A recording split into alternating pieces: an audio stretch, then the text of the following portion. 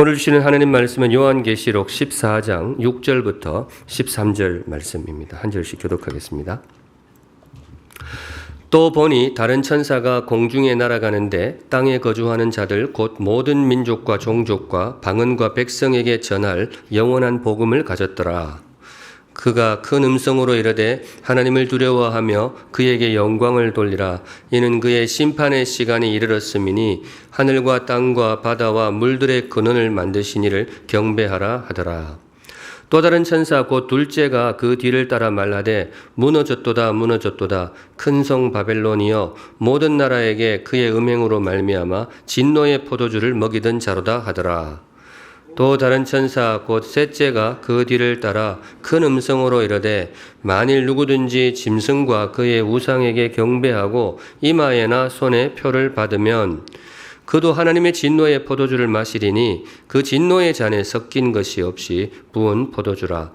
거룩한 천사들 앞과 어린 양 앞에서 불과 유황으로 고난을 받으리니 그 고난의 연기가 세세토록 올라가리로다. 짐승과 그의 우상에게 경배하고 그의 이름표를 받는 자는 누구든지 밤낮 쉼을 얻지 못하리라 하더라. 성도들의 인내가 여기 있나니 그들은 하나님의 계명과 예수에 대한 믿음을 지키는 자니라. 또 내가 들으니 하늘에서 음성이 나서 이르되 기록하라. 지금 이후로 주 안에서 죽는 자들은 복이 있도다 하시매 성령이 이르시되 그러하다. 그들이 수고를 그치고 쉬리니 이는 그들의 행한 일이 따름이라 하시더라. 아멘. 네, 오늘은 이 말씀으로 주님 주시는 메시지 함께 받도록 하겠습니다. 오늘의 말씀은 복음입니다. 영원한 복음. 6절에 주님께서 친히 오늘 말씀에 이름을 붙여주시는데요. 또 보니 다른 천사가 공중에 날아가는데 땅에 거주하는 자들 곧 모든 민족과 종족과 방언과 백성에게 전할 뭐예요? 영원한 복음을 가졌더라. 천사를 통해서 오늘 주님이 복음을 선포하는 그런 장면이 되겠습니다. 영원한 복음. 부제목이 하나 있는데요.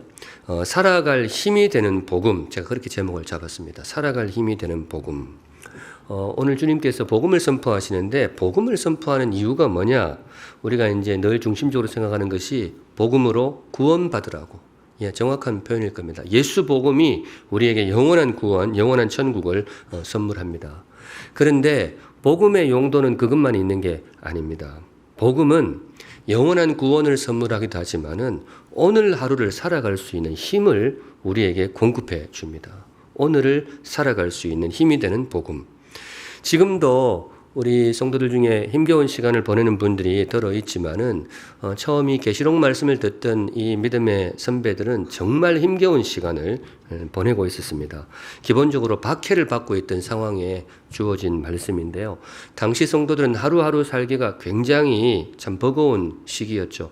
아침에 눈을 뜨는 것이 두려운 분들도 많았습니다. 오늘 하루는 또 어떻게 견뎌내야 하는가. 그런데 바로 그분들에게 주님이 오늘 이 말씀 복음을 선포하셨습니다. 왜 이 복음을 선포하셨느냐? 오늘 하루를 살아내라고 주신 거예요. 오늘 하루를 담대하게 살아내라. 복음은 바로 그런 의미가 있습니다. 이렇게 생각할 수는 있어요. 힘겨운 시간을 보내고 있을 때 정말 필요한 것은 복음보다 눈앞에 현실 변화가 아니냐. 영원한 복음 그것도 좋은데 선언적인 복음 말고 지금 당장 내 눈앞에 현실의 변화가 더 절실하게 필요한 거 아니냐. 당시 성도들도 그렇게 생각했을 수 있고 저도 사실 그런 생각이 들기도 합니다. 성도들을 위해 기도할 때 그런 부분을 많이 기도하게 됩니다. 그런데 설교 중에 제가 자주 드리는 말씀이지만은 우리의 생각이 복잡할 때 나의 생각보다 뭐예요? 주님의 판단을 신뢰하시면 좋겠어요. 그게 믿음입니다. 나보다 지혜로우신 주님의 판단, 그 부분을 신뢰하시면 좋겠어요.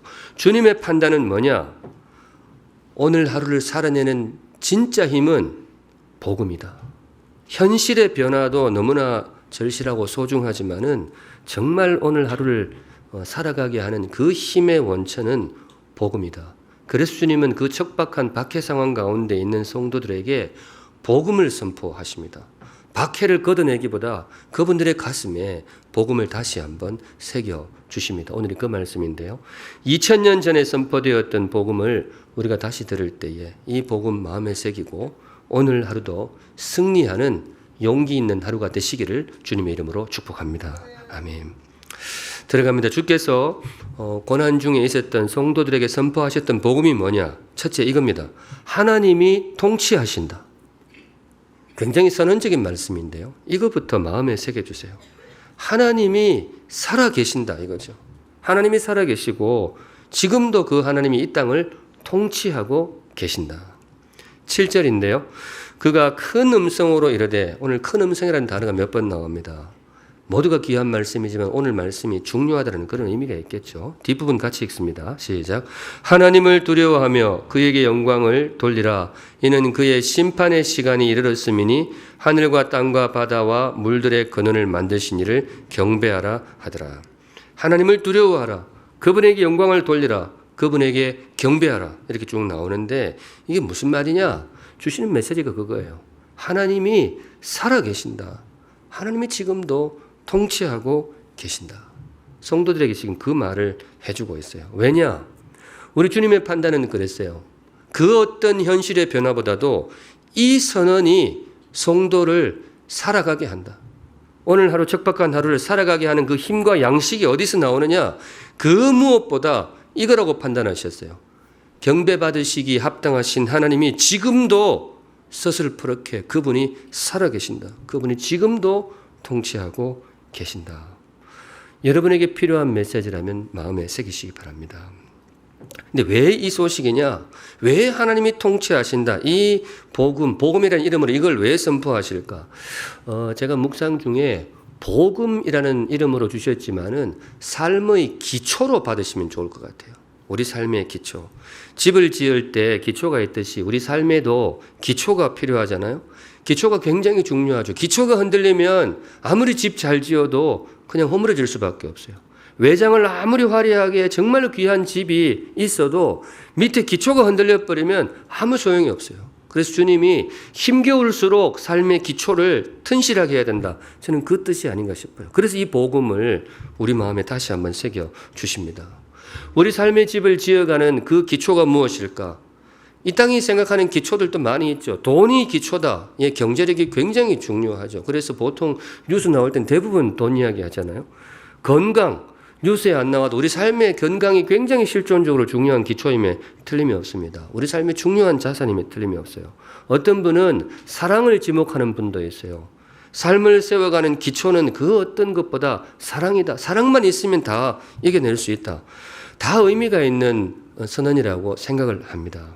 그런데 오늘 다시 한번 우리 성경의 판단을 믿으시면 좋겠어요. 주님의 판단. 주님의 생각은 뭔가 하면 우리 삶의 기초를 떠받치는 진짜 기초는 뭐냐? 이거라는 거죠. 하나님이 살아계신다. 하나님이 지금도 통치하신다. 이거 흔들리면 다 흔들린다 이거죠. 성도의 삶은 그래요. 그런데 이것만 굳게 붙들고 있으면 다시 회복할 수 있고 다시 일어날 수 있다. 그래서 제일 먼저 이 복음을 선포하십니다. 성도님들 믿음으로 받으실 분은 나에게 주시는 복음으로 받으시기 바랍니다. 내 삶의 기초로 세우시기 바랍니다. 우리에게 다급한 필요가 있다는 거 주님이 잘 아십니다. 당장 해결해야 할 현안, 절실한 현안이 있다는 거 우리 주님 누구보다도 잘 아시고 그것으로 인해서 주님의 마음도 굉장히 초급하시고 마음 아파하십니다. 왜냐하면 설교하면서 저도 이 말을 자주 반복하게 됩니다만은 왜냐? 우리한테 중요한 문제는 뭐예요? 주님한테도 중요합니다. 아무리 사소한 일, 아무리 옹졸한 소원이라도 나한테 중요한 일이라면 우리 주님께도 중요합니다. 왜냐하면 주님은 우리의 아버지시고 우리를 너무나 사랑하시기 때문에 그렇습니다. 여러분들에게 절실한 필요가 있다면 주님 앞에 구하시기 바랍니다. 주께서 저와 여러분들의 기도에 절대로 외면하지 않으실 것입니다. 그런데 그때 기억하실 것, 다시 한번 나의 생각보다 뭐예요? 주님의 판단을 신뢰하시면 좋겠어요. 심지어 나의 절박한 필요보다 나를 향하신 주님의 사랑을 신뢰하시면 좋겠어요. 그게 믿음이고 우리 주님은 우리의 믿음을 받으시기에 합당하신 분이십니다. 성도의 성숙함이 여기에 있겠죠.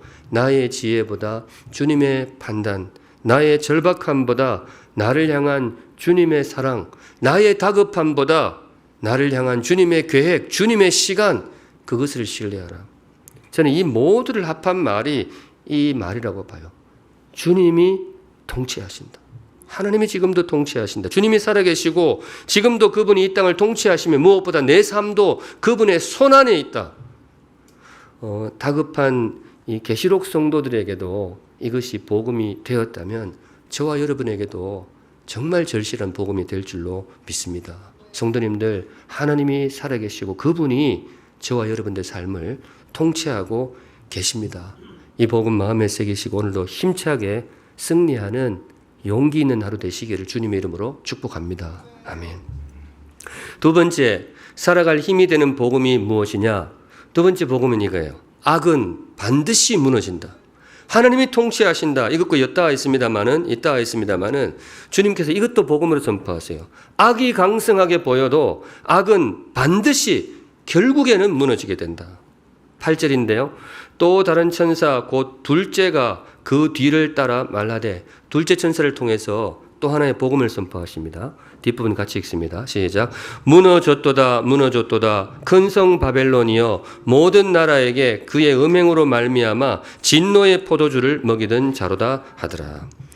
바벨론의 무너진 몰락을 선언하고 있습니다. 그런데 사실 이때는 이미 바벨론은 없던 시대이거든요. 근데 여기 바벨론이 뭐를 가리키는가 하면 로마입니다. 로마. 당시 계시록 성도들이 살고 있던 로마 시대, 그 로마 제국의 별명이 바벨론이었어요. 성도들이 로마 그러지 않고 바벨론이라는 별칭으로 부르곤 했습니다.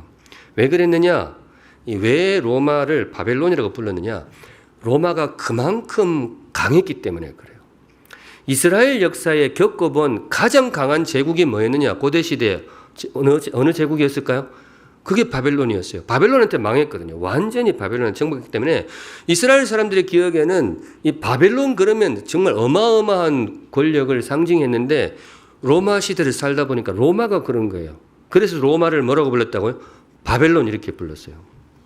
또 한 가지 이때 당시 성도들이 왜 로마를 바벨론이라고 불렀느냐? 로마의 화려함 때문에 그랬어요. 로마가 역사적으로 굉장히 화려했잖아요. 문화적으로 그렇고 굉장한 거죠. 그런데 이 로마를 경험하면서 고대 시대에 선조들이 전해주었던 어느 나라? 바벨론이 떠오르는 거죠. 구약시대, 구약성경 보시면 고대에 나타났던 제국들을 상징을 하는데 바벨론의 상징이 뭔가 하면 금덩이에요.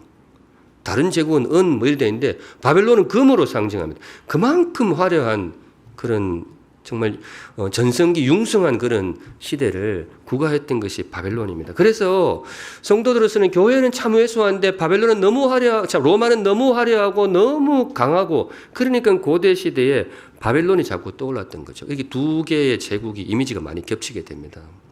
그런데 성경이 오늘 그 별명을 차용을 합니다. 그래 너희들이 로마를 바벨론이라고 부르느냐? 나도 바벨론으로 부르겠다 해서 바벨론이라는 이름을 쓰는데 성경이 바벨론이라는 이름을 가져오는 이유는 조금 다릅니다. 전혀 다른 곳에 있어요. 왜 오늘 성경이 이 로마를 바벨론이라고 부르느냐? 이유가 뭘까요? 이 나라가 결국은 뭐예요? 망했기 때문에 그래요. 화려했던 거, 강했던 거 성경도 잘 알죠. 그런데 오늘 성도들이 쓰는 로마의 별칭 바벨론을 가져오는 이유가 뭐냐? 바벨론이 결국 망했다. 이걸 따와요. 무슨 말인가 하면 성도들아 지금 이 강하고 화려하고 대단해 보이는 로마 제국 뭐예요? 결국은 망할 것이다. 누구처럼? 바벨론처럼. 바로 그 뜻입니다. 무너졌도다 무너졌도다 큰 성 바벨론이여. 주님께서 온 힘을 다해 성도들에게 선포하는 이 메시지가 있어요. 나의 성도들아 걱정하지 마라. 너무 로마 부러워하지 마라. 이 로마 곧 뭐예요? 망할 것이다. 악은 반드시 몰락하고 멸망할 것이다. 이게 이제 당시 성도들에게 필요한 복음으로 주어지게 됩니다. 혹시 이 메시지가 필요한 분이 있다면 이것도 마음에 새겨가시기 바랍니다. 여러분들 보시기에 분명히 악인데 악한 존재인데 왜 이렇게 승승장구할까? 너무 걱정 안 하셔도 돼요. 주님의 섭리 안에 반드시 망하게 될 것입니다. 근데 여기에 이제 실천적인 메시지가 하나가 있는데요. 주님께서 당시 성도들이 주시는 권면이 있어요. 악에게 기대지 말라 이거예요. 너희 삶을 악에게 맡기지 마라. 악에 가담하지 말라. 왜냐? 악이 결국 어떻게 된다고요? 결국은 무너지게 될 것이다. 그것도 비참하게 무너질 것이다. 굉장히 강한 언어로 악의 몰락을 경고하십니다. 9절이 그건데요. 9절에 보시면 또 다른 천사 곧 셋째가 그 뒤를 따라 큰 음성으로 이르되 만일 누구든지 짐승과 그의 우상에게 경배하고 이마에나 손에 표를 받으면 그 지금 강성하다고 해서 그 악에 가담하게 되면 어떻게 되느냐. 10절 같이 읽습니다. 시작. 그도 하나님의 진노의 포도주를 마시리니 그 진노의 잔에 섞인 것이 없이 부은 포도주라. 거룩한 천사들 앞과 어린 양 앞에서 불과 유황으로 고난을 받으리니. 굉장히 표현들이 세죠. 악이 강성하다고 해서 그 악에 가담하고 삶을 의탁한 자들의 비참한 최후를 이야기하고 있습니다. 굉장히 어둡습니다. 11절까지 이어지는데 11절 표현은 더 어두워요. 그 고난의 연기가 세세토록 올라가리로다. 마지막에 보시면 밤낮 쉼을 얻지 못하리라. 저와 여러분 그리고 우리가 사랑하는 분들의 이야기가 아니기를 바랍니다. 선포되는 메시지는 그거예요. 악은 결국 망하니까 거기에 가담하지 말아라. 그런데 성도님들 이거 묵상하면 제가 생각해 봤는데 악이라고 했는데요. 악을 두 글자로 늘려서 세상이라고 해도 될까요? 조금 생각을 해봤는데 그렇게 간단하진 않아요. 무조건 세상을 악이다, 세상이 이꼬르 악이다 이렇게 하기는 조금 그런 게 있어요. 왜냐하면 살다 보면 세상에 악한 것도 있지만은 아름다운 미담도 얼마나 많아요. 그래서 그냥 무조건 세상은 악이다 그러기는 조금 그래요. 또 특별히 하나 조금 부족하지만은 이 세상을 우리에게 선물해 주신 분이 누구예요? 하나님이 주셨잖아요. 조금 우리의 잘못으로 망가졌지만은 삶의 터전으로 주셨는데 이 세상이 이꼬르 악이다 이렇게 단선적으로 보는 것은 조금 무리가 있는 것 같아요. 그런데 그렇지만은 이 말은 가능하다고 생각합니다. 이 말. 주님을 등지고 세상을 의지한다면 뭐예요? 그 세상은 악이 될 것이다. 내 삶에 주님을 버리고 온전히 이 세상에 주님의 자리를 완전히 배제하고 내 삶을 온전히 이 세상에 투신하고 이 세상의 모든 것을 걸게 된다면 그 세상이 무엇이 될 것이다? 악이 될 것이다. 그리고 그 세상은 반드시 멸망하게 될 것이다. 그런 의미로 받으시면 좋겠어요. 그래서 저는 오늘 이 무너졌도다 큰 성 바벨론이여 이 말씀을 통해서 우리에게 주시는 말씀이 뭐냐? 성도들아 세상의 모든 것을 걸지 마라. 이 땅의 삶에 모든 승부수를 걸지 마라. 이 세상은 때가 되면 다 뭐예요? 사라질 것이다. 영원한 복음이 그거라고 봐요. 복음이 영원하다 그런 뜻도 있지만 우리가 영원을 바라볼 때에 진짜 복음을 잡게 될 것이다. 그런 의미로 받으셔도 좋겠습니다. 근데 사실 이 세상을 분주하게 살다 보면 세상이 너무 화려하고 세상이 너무 귀해 보이기 때문에 우리의 모든 삶을 세상에 걸게 되는 그런 어리석은 판단을 하게 될 때도 있죠. 그 독일 소설가 그 괴테라는 분이 쓰신 파우스트라고 있잖아요. 파우스트. 그 제가 그래도 살면서 좀 읽어본 책 중에 제일 재미없는 책이었어요. 근데 이런 게 꼭 그렇게 유명한 이유를 모르겠어요. 근데 그게 이제 그래도 고전이 될 때는 우리 삶의 어떤 부분들을 잘 터치하기 때문에 그러겠죠. 거기 파우스트 박사라는 분이 굉장히 존경받는 훌륭한 분으로 나오잖아요. 그런데 악마가 와서 유혹을 하게 되잖아요. 그 악마 이름이 메피스토펠레스. 그렇죠. 그렇게 하게 되는데, 그때 이제 악마 유혹에 넘어가게 되는, 보통 이제 악마에게 영혼을 팔았다. 이런 표현을 쓸 때 이분이, 기초가 된 거잖아요. 파우스트 박사가 악마의 영혼을 팔았다. 그래야 되는데, 근데 이분이 왜 악마의 유혹에 넘어가게 되었느냐? 이 제안이었어요. 악마가 와서 이렇게 제안을 하죠. 파우스트 박사님, 이 세상에서는 제가 당신의 종이 되겠습니다. 당신 시킨 대로 다 하겠습니다. 그런데 죽고 나면 뭐예요? 당신이 저의 종이 되시면 됩니다. 이 이야기를 해요. 파우스트가 생각해 봤죠. 이 세상에서는 이놈이 나한테 내가 시킨 대로 다 하고 죽고 나서는 지 시킨 대로 하라고. 파우스트가 이렇게 생각해요. 대사에 그렇게 나옵니다. 나는 죽은 뒤의 일은 별 관심 없어. 이승의 일도 다 모르겠는데 죽은 뒤의 일을 왜 내 생각하느냐? 왜 생각하느냐? 이 세상도 잘 모르겠는데. 그래서 이 제안을 받아들입니다. 그래서 그분이 이제 악마의 영혼을 판 것이 되는데, 제가 이번에 다시 묵상하면 이게 무슨 뜻이냐? 악마가 유혹했던 내용이 뭔가 하면 이거예요. 너의 삶을 이 세상에 다 걸어라 이거예요. 오직 이 세상이 전부인 줄 알고 그렇게 살아라. 그 제안이잖아요. 그리고 그걸 파우스트가 받아요. 근데 우리가 잘 알지만은 내 삶이 이 세상이 전부인 줄 알고 사는 거를 우리가 뭐라고 표현하는가 하면 악마에게 뭘 팔았어요? 영혼을 판 거죠. 저는 성경적인 가르침이라고 봐요. 성도님들, 이 세상이 전부가 아니죠. 무너질 것입니다. 자, 여기서 바로 마지막으로 넘어갑니다. 오늘 주님께서 선포해 주시는 복음이 뭐냐? 이제 우리의 실천적인 복음 하나를 선포해 주시는데요. 마지막 세 번째, 성도의 인내가 승리하리라. 성도의 삶을 우리에게 권면하시는데요. 성도의 삶을 오늘 두 글자로 표현해요. 뭐라고 되어 있죠? 인자로 시작하고 내자로 끝나고 뭐예요? 인내하라. 성도의 인내가 반드시 승리할 것이다. 12절 우리 함께 읽어보겠습니다. 12절 시작. 성도의 인내가 여기 있나니 그들은 하나님의 계명과 예수에 대한 믿음을 지키는 자니라. 성도의 믿음이 여기 있나니 이렇게 읽어도 좋아요. 성도의 인내가 여기 있나니. 요즘 새로 나온 성경에는 조금 색에서 번역하더라고요. 여기에 바로 성도의 인내가 필요합니다. 제가 보기엔 이게 정확한 표현 같아요. 바로 이 대목에 성도의 인내가 필요합니다. 뭔가 하면 하나님이 통치하신다. 우리가 믿어요. 그런데 살다 보면 이게 정말 하나님이 살아계실까? 의구심이 들 때가 있단 말이죠. 악이 승승장구하는데. 그때 주님이 말씀하시죠. 악이 반드시 몰락하게 될 것이다. 그러면 그 중간의 간극을 성도로서 어떻게 메워가느냐? 어떻게 살라고요? 성도의 삶? 인자로 시작하고 내자로 끝나고. 성도의 인내가 바로 여기에 필요하다. 성도님들 믿음으로 받으실 분은 나에게 주시는 주님의 초대로 받으시기 바랍니다. 성도의 삶이 뭐냐? 인내하며 사는 거예요. 인내하며. 이제 인내가 무엇일까? 이걸 또 고민하게 되는데 국어사전 찾아봐야 뭐 그냥 참는 거 이렇게 나오죠. 이럴 때는 우리 어떤 삶의 언어로 조금 새겨서 읽으면 정확하죠. 인내 앞에 이런 수식어를 붙이면 정확합니다. 고난 중에도 인내하라. 혹은 어긋나 보이는 길에도 이렇게 되면 안 되는데 그때에도 인내하라. 더 실존적인 언어로 고치면 억울한 길에도. 살다 보면 성도로서 억울함이 올라올 때가 있죠. 그래서 사실은 성도의 길을 가기가 쉽지가 않은데 주님이 초대하시는 성도의 길은 그래요. 고난 중에도 길이 어긋나 보일 때에도 심지어 억울해 보일 때에도 뭐하라? 인내하라.